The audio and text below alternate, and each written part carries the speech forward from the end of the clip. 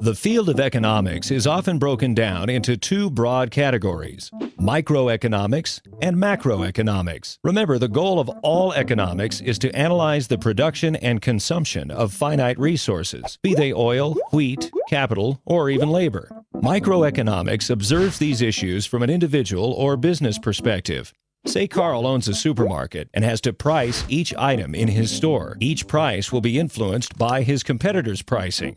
He also makes choices about the wages and benefits to offer his employees, which depend on the number of qualified workers in the area. Because he's applying the rules of supply and demand to his individual business, he's using microeconomics, also known as a bottom-up approach to economics.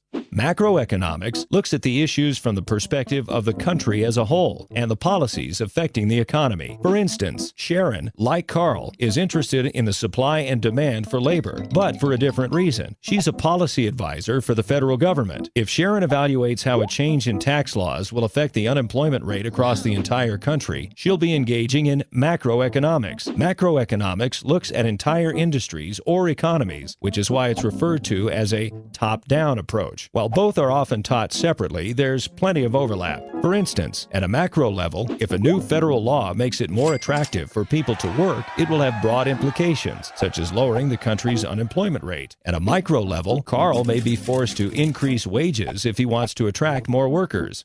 Ultimately, a strong understanding of economics requires an understanding of both macro and micro perspectives.